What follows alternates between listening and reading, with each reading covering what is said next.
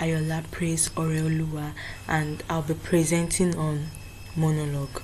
Yes, so briefly we'll be discussing about monologue in the next 5 minutes. So what is a monologue? Simply said, a monologue is a long speech by one actor in a play or film, or as part of a theatrical or broadcast program.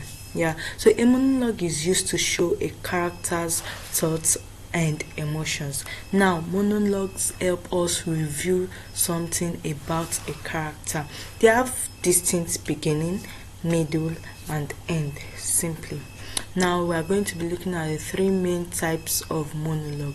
What are the 3 main types of monologue we have? We have the soliloquy, we have the dramatic monologue, and we have the internal monologue.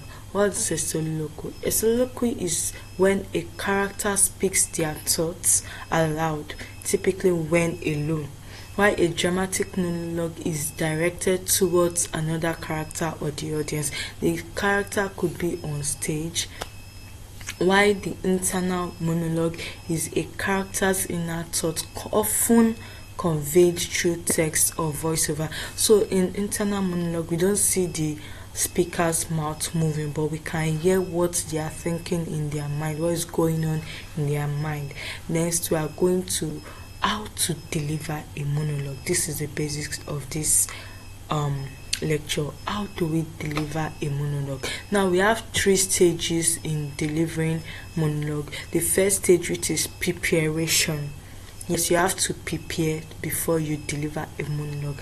And first of all, you have to understand the context of the monologue. You have to understand the monologue's place in the larger story, which means you have to understand why that monologue is there, how it is connected to the larger story. Then you have to analyze the text.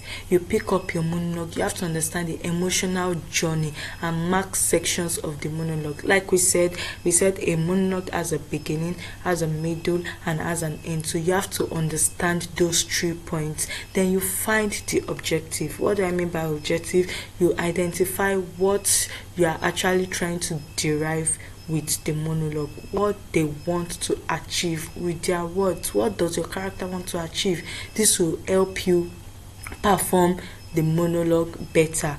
Then you break down the beats. This is identifying moments where the character shifts topic or emotions.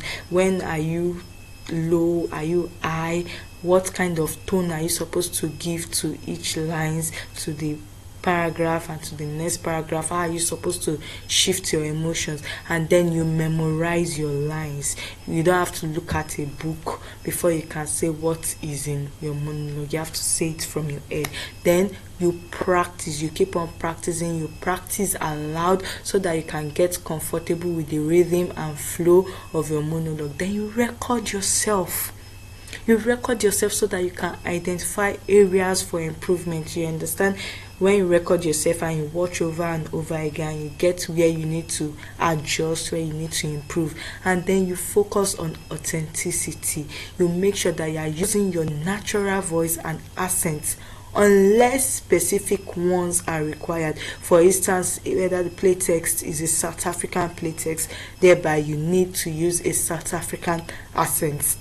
There you can decide to change your voice, decide to change your accent, definitely. And then you incorporate realistic movements that are tied to the character's emotion rather than just wandering around. And then we have the last stage that you need to understand before you can deliver a monologue, which is your performance. Now, the performance level, you have to stay grounded. You keep your breathing consistent and avoid rushing. Then you set an objective. Remind yourself of your character's goal.